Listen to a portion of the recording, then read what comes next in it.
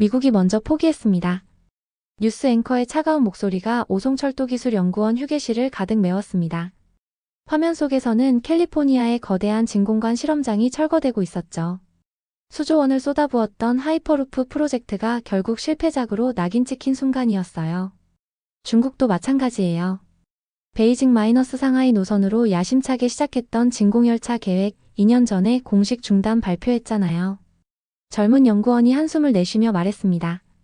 일본은 어떻고요? 리니어 모터카로 그렇게 앞서갔던 나라가 진공열차만큼은 손도 못 댔잖아요. 그때 휴게실 한쪽에서 조용히 차를 마시던 이철호 박사가 입을 열었습니다.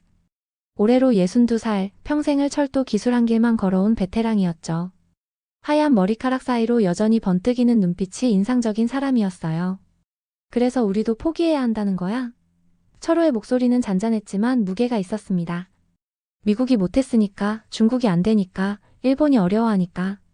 그럼 우리는 처음부터 시도조차 하지 말아야 하는 건가? 박사님, 현실을 봐야죠. 후배 연구원이 머리를 저었습니다. 예산도 부족하고 인력도 한정되어 있고 세계 최고의 기술력을 가진 나라들이 다 포기한 기술을 우리가 어떻게 해요? 철호는 창밖을 바라보며 말했습니다. 내가 이 일을 시작한 게 벌써 40년 전이야. 그때도 사람들은 그랬어. 고속철도 만드는 거 우리나라 기술로는 불가능하다고. 프랑스 떼제베나 일본 신칸센 따라가려면 100년은 걸린다고 했지. 하지만 우리는 해냈어. KTX를 만들어냈고 세계에서 몇 안 되는 고속철도 기술 보유국이 됐잖아. 그게 불가능해 보였던 일들도 결국은 한국 사람들의 땀과 끈기로 이뤄낸 거였어. 철호가 자리에서 일어났습니다. 그의 손에는 두꺼운 설계도 뭉치가 들려 있었죠. 퇴직까지 이제 3달 남았어. 40년 동안 철도만 생각하며 살아온 사람으로서 마지막으로 한 번쯤은 해봐야겠어. 내 평생을 바친 철도 기술의 끝이 어디인지 끝까지 가보고 싶어. 다음 날부터 철호는 지하 실험실에서 홀로 작업을 시작했습니다. 연구소에서는 공식적으로 지원하지 않았지만 퇴직을 앞둔 베테랑을 막을 수도 없었어요. 몇몇 후배 연구원들이 철호를 도왔습니다. 김민수, 박영희, 장성우. 모두 철호를 믿고 따라 나선 사람들이었죠. 박사님, 정말 괜찮으실까요? 민수가 걱정스럽게 물었습니다. 철호가 웃으며 대답했습니다. 젊은 친구들아, 사람이 살면서 한 번쯤은 남들이 미쳤다고 할 만한 일을 해봐야 해. 특히 우리 같은 연구자들은 더욱 그렇지. 실험실 한쪽에는 작은 진공관 모형이 설치되어 있었습니다. 길이 50m, 직경 1m의 소규모 장치였지만 그 안에는 철호의 40년 노하우가 고스란히 담겨 있었어요. 원리는 간단해요. 철호가 설명했습니다. 진공 상태에서는 공기 저항이 거의 없으니까 이론적으로는 음속에 가까운 속도까지 낼 수 있어요. 문제는 완전한 진공을 만드는 것과 그 상태를 유지하는 거죠. 하지만 현실은 녹록지 않았습니다. 며칠 후 원장이 직접 실험실을 찾아왔어요. 이철호 박사님. 원장의 목소리가 엄숙했습니다. 상부에서 연락이 왔어요. 진공열차 연구는 즉시 중단하라고 합니다. 예산도 인력도 다른 프로젝트로 돌려야 한다고요. 철호는 잠시 말이 없었다가 천천히 입을 열었습니다. 알겠습니다. 공식적인 지원은 포기할게요. 대신 제 개인 시간과 비용으로라도 계속해보겠습니다. 3달 후 철호는 예정대로 퇴직했지만 여전히 매일 연구소에 나왔어요. 명예연구원 자격으로 지하 실험실 한 구석을 빌렸으며 혼자 연구를 계속했죠. 아버지, 이제 좀 그만해요. 딸 수정이 한숨을 쉬며 말했습니다. 다른 아버지들은 다 퇴직하고 취미 생활하고 여행도 다니는데요. 가족들의 걱정이 깊어갔습니다. 개인 비용으로 연구를 계속하다 보니 경제적 부담도 컸고 후배 연구원들도 하나둘 다른 프로젝트로 옮겨가기 시작했어요. 더욱 견디기 어려운 것은 주변의 시선이었습니다. 해외 전문지에서는 퇴직한 한국 엔지니어의 무모한 도전이라며 조롱했고 국내에서도 철도 기술의 대가 무모한 도전으로 말년 흐려라는 기사가 나왔어요. 사람들이 뭐라고 하든 상관없어. 철호가 혼자 중얼거렸습니다. 내가 옳다고 믿는 일이라면 끝까지 해봐야지. 2024년 봄 결정타가 날아왔습니다. 연구소에서 공식적으로 실험실 사용 금지 통보가 내려진 것이었어요. 철호는 자신의 실험 장비들을 모두 집 차고로 옮겨야 했습니다. 여보, 이제 정말 한계예요. 아내가 통장을 보여주며 말했습니다. 퇴직금도 거의 다 썼고 적금도 해약했어요. 이러다가 생활비까지 없어지면 어떡해요? 철호도 현실을 인정할 수밖에 없었습니다. 돈도 장소도 도와줄 사람도 없는 상황에서 혼자서는 더 이상 진전이 어려웠어요. 하지만 그 절망적인 순간에 기적이 일어났습니다. 겨울이 깊어가던 어느 밤 철호가 혼자 진행하던 축소 모형 실험에서 드디어 성과가 나타난 것이었어요. 길이 50m의 진공관 안에서 작은 실험용 열차가 시속 119km를 기록했습니다. 됐다. 철호가 소리쳤습니다. 정말로 됐어. 혼자 있던 실험실에서 철호는 어린아이처럼 기뻐했어요.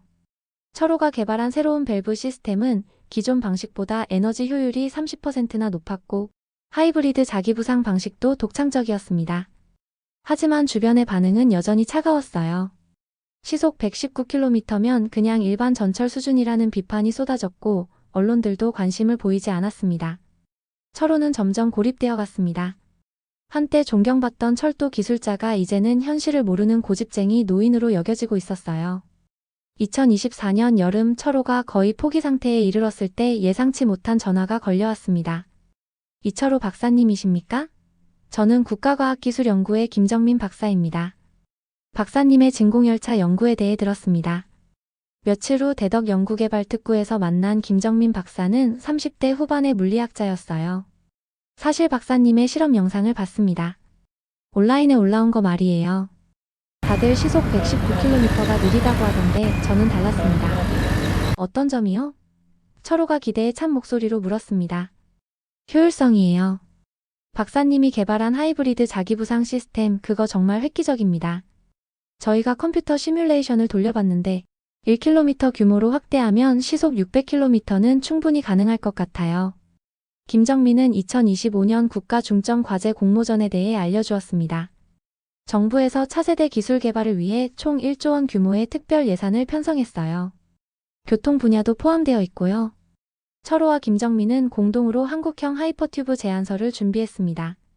지하터널을 활용한 진공관, 하이브리드 자기부상 시스템, 그리고 한국의 지형과 인구 밀도에 최적화된 설계가 핵심이었어요. 2025년 1월 15일 정부 종합청사에서 역사적인 발표가 있었습니다. 2025년 국가 핵심 기술 개발 과제를 발표하겠습니다. 첫 번째 과제는 한국형 하이퍼튜브 개발입니다. 철호는 텔레비전 앞에서 그 순간을 지켜보고 있었습니다. 믿기지 않았어요. 자신이 몇 년 동안 혼자 연구하던 기술이 국가 차원의 핵심 과제로 선정된 것이었습니다. 총 사업비는 3천억 원 규모이며 2030년까지 실용화를 목표로 합니다. 전화가 쏟아지기 시작했습니다. 그동안 철호를 외면했던 동료들, 언론사, 심지어 해외 기관들까지 연락이 왔어요. 며칠 후 정부 관계자들과의 공식 미팅에서 국토부 차관이 정중하게 말했습니다. 정부가 전폭적으로 지원하겠습니다. 필요한 건 무엇이든 말씀해 주세요. 철호는 대덕 연구개발특구에 마련된 최첨단 하이퍼튜브 연구소에서 새로운 출발을 시작했습니다. 국내외 최고 수준의 연구진들이 모여들었어요. 2025년 9월 경기도 화성에 건설된 10km 실증 구간에서 역사적인 시험 운행이 시작되었습니다. 직경 3m의 거대한 진공관 안에서 실물 크기의 하이퍼튜브 차량이 드디어 모습을 드러낸 것이었어요. 철호는 중앙제어실에서 긴장된 마음으로 시험을 지켜보았습니다. 진공도 99.9% 달성. 자기부상 시스템 정상 작동. 시험 운행을 시작하겠습니다. 차량이 움직이기 시작했습니다. 처음에는 천천히 그러다가 점점 빨라지더니 시속 200km 돌파, 시속 400km 돌파, 시속 600km 돌파, 시속 800km 돌파, 시속 1000km 돌파, 마침내 시속 1200km를 기록했습니다. 세계에서 가장 빠른 지상 교통수단이 탄생한 순간이었어요. 철호는 눈물을 감출 수 없었습니다. 몇 년 동안의 고생과 절망 그리고 주변의 무시와 조롱이 모두 보상받는 순간이었어요. 그날 저녁전 세계 언론이 한국의 성과를 대서특필했습니다. 한국 세계 최초 시속 1200km 하이퍼튜브 성공. 미국 중국이 포기한 기술 한국이 완성하다. 교통혁명의 새로운 시대 열리다. 정부는 2030년 서울-부산 하이퍼튜브 노선 개통을 공식 발표했고 2035년까지 전국 주요 도시를 연결하는 네트워크 구축 계획도 함께 발표했어요. 기자회견에서 철호는 말했습니다. 저 혼자 시작했던 작은 실험이 이렇게 큰 성과로 이어질 줄은 몰랐습니다. 하지만 포기하지 않았기 때문에 가능했던 일이라고 생각해요. 2025년 12월 철호는 대한민국 과학기술훈장 창조훈장을 받았습니다. 하지만 그에게 가장 의미 있는 순간은 한 초등학생이 한 말이었어요. 아저씨 정말 대단해요. 저도 커서 아저씨 같은 과학자가 되고 싶어요. 그날 저녁 철호는 집에서 가족들과 함께 조용한 시간을 보냈습니다. 여보, 고생 많았어요. 아내가 따뜻하게 말했습니다. 아니야. 철호가 대답했습니다. 이제 정말 시작이야. 우리나라가 세계를 놀라게 할 일들이 앞으로 더 많을 거야. 연구소 한쪽에는 여전히 철호가 처음 만들었던 작은 진공관 모형이 전시되어 있었습니다.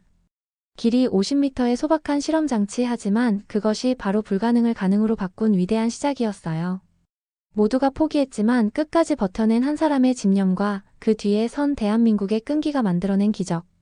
한국 기술자의 이름 없는 땀방울이 불가능을 가능으로 바꾼 이야기였습니다.